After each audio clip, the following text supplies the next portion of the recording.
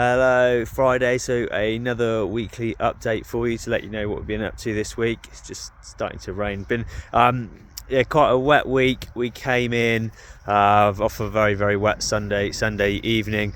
We did use that wet to put out an organic fertiliser which suppresses and kills the weakest worms, to really try and reduce our worm castings in important areas such as tees, aprons, and then we're having a real hit on green surrounds as well, because we do those some of those steep banks have a lot of worm casting on, and it can be quite dangerous cutting those in the winter. With the worm castings on, it turns very muddy and slippy. So yeah, had a real good hit on those. Really pleased with how that worked out. So I said, been very wet. So we've been using that wet time to be busy in the sheds with servicing kit and updating our software so we can keep track of everything we've done to our machines and know how much they're costing us to maintain per year, and things like that, and then continuing to build our locker room, and then a little bit of maintenance, so that we've brought our T markers in, our T markers with the club colours stripes on. We bring those in for the winter when we put the blues out. So they're having a touch up paint, so they're ready to go out again in April. And of course, giving the team some of the college time that we need to give them, so they can study towards their qualifications. And we've also been out with the hand mowers as well, so that's exciting. Always love getting those out, and we've been training up young Ollie, our apprentice, on the hand mowers, so that's fantastic. Now we've got a few more bodies that we can put those back out. Great opportunity to do that with in the winter. I love getting the hand mowers out. It gives a nice cut and roll. So I had some feedback that performance was very good after that hand mow, which is great. Get a nice cut and roll effect out of those hand mowers to really perform well in the winter, and then they're very easy on those perimeters as well, compared to the triple with the wheels and turning and that sort of thing. And then we've also, with a few bands of rain we've had, every time we've seen a couple of dry days after, we've got in the bunkers and just fluff those up, so that sand isn't quite so hard pan. Just got in the middles and fluff those up, as I said. Not a huge amount of cutting got on this week. As I said, we hand mowed twice, Tuesday, Friday, sorry, and then we've also finished the fairway mowing, and putting the new lines in for the year, which I talked about a couple of weeks ago. So all that's finished, and then over the next few weeks we'll just keep cutting those outside lines, just to make sure they're right and not get confused with where we're trying to grow areas up, or it helps keep some of the scalped areas nice and tight and well cut and things like that. We've had a delivery of bunker sand, so we're going to use that to top up all the bunkers, both greensides and fairways. Usually this gets done in June to prepare the course for sort of club championships and the summer months, but we've brought that forward a little bit this year with the two sort of prestigious events we've got in the Clutch Pro Tour and the Pro-Am. So, and it's quite a nice time, ideal time for us to do it in June. We sort of have to do it as overtime because we're sort of quite stretched resource wise in terms of cutting the grass and maintaining a golf course, and so we end up doing it as overtime to prepare. So it's quite a nice time to do it, to get it ready for the season ahead, and then also as we sort of catching the last bit of winter, it will give it an opportunity to have some be rained on a little bit, and that will help compact it all down and find its level as well. So I sort of mentioned we normally do it in June. Usually we'd do the green sides 1 year, a really big good top up, and then do the fairways the next year. So we'd take it in turns, but this year we're going to do all green sides and fairway bunkers. So the fairway bunkers were due to be done this year, so they will receive a lot more sand added to them, and then on the green sides, they were done just last June.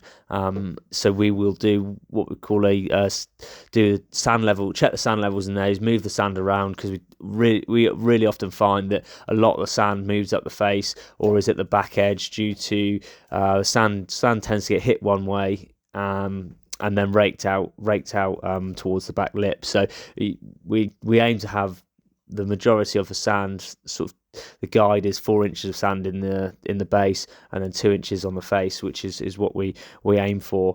But yes, as I said, that the mass of that sand can move away from the base, from the centre of the bunker quite easily by being hit towards the playing direction, towards the green, and then often gets raked towards the golfer raking out, whereas it needs to we aim to get the majority of the sand back in the middles of the bunkers. So as I said, the green sides will play around and trying to find as much sand as we can in those bunkers and get them back to 4 inches in the base and 2 inches on the face, and wherever we're low, we'll top up and give a good heavy top dressing then for a colour up to make them look nice, and they've been well topped up as well.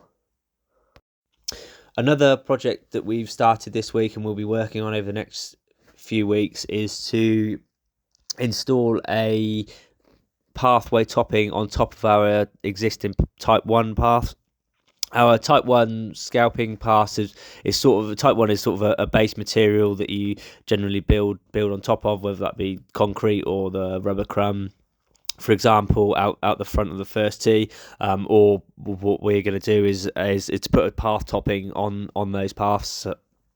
So to do that, to start with, we'll take the digger out as we've done here on 10 and level it off, grade it off with the buckets to take out the wash downs, and scrape all that back down to the level we need to get it all smooth, nice and level. Give that a compacting with a whacker plate, and then we're ready to install the path topping material, which will apply at the necessary thickness, and then again that'll get a whacker plating on top as well, and that will crush down into a nice path topping to tidy those areas up. So we've started here on the 10th. The other areas we'll also address is the walkway from the 11th green round to the 12th tee, and also the small patch as you walk off the 6th green towards the 7th tee as well. So we'll do those to tidy those up, and then we'll look to we're going to make the paths a long-term part of the long-term strategic plan as we go forward. Ideally, what I've sort of expressed to the club, I think pathways are a icing on the cake, cherry on the top product, where you sort of have everything in place first. I think a lot of my experience from other golf courses is when you almost don't know what to spend your money on anymore, then you can start doing the finer details, which may be the pathways and having just to improve those smaller areas which are non-playing areas to improve the golfer's experience. So it is my advice very much so at the moment, these work hand in hand, is that we do a strategic plan. So upgrading the golf course, where we'll put lots of new tees in. So we'll try to have a playing ability course. So we'll have a tee as far back as we can to challenge the more able golfers, and a tee as far forward as the start of the fairway or the end of the wispy carries to introduce people to the game, or allow golfers to go on a little bit longer as they're aging and not hitting the ball quite as fast. So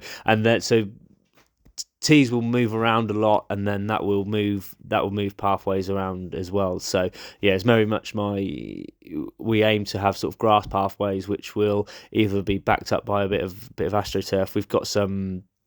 We're going to do a project on the 4th hole where we get very muddy to trial a new product which I saw at Harrogate this year, and was keen to propose to the committee, which I've done, with an idea for how we can produce grass there all the time, and then if that is successful, then we can do that going forward, which I think would be a much better look to the golf course, rather than having a Type 1 or even path topping paths, as the issue you have with material paths is they always wash out, and you have a lot of maintenance to them, and they need topping up, and and all those sort of things. So if we can create something that looks natural and holds the wear and tear, and I think that will be a great product. So yeah, we're going to trial that on the 4th, see how we go from there, and then hopefully take that into our strategic plan where needed, when we start moving teas around and things. That's all for this week, folks. So thanks for watching, listening, and best of luck. I hope that tomorrow the turkey trot goes ahead. I know it's the 3rd or 4th time it's been rearranged due to weather, so it looks dry. Hopefully there's no fog, and I hope you get out there and enjoy a good golf course. See, we've hand mowed today, and the plan is to roll tomorrow, so you should have some really nice putting surfaces for that comp, and I really hope it goes ahead and nothing gets in the way. Looking into next week, it doesn't look as too much rain around. It looks relatively dry, and it will very much be a case over the next few weeks of continuing on with what I've discussed this week, really. It would take a few man hours to get all the sand in those bunkers, and to finish those, and to install the path toppings onto those pathways. So it'd be quite a similar theme over the next week or two. So that's what we'll be up to, and look forward to catching up with you again at the end of next week.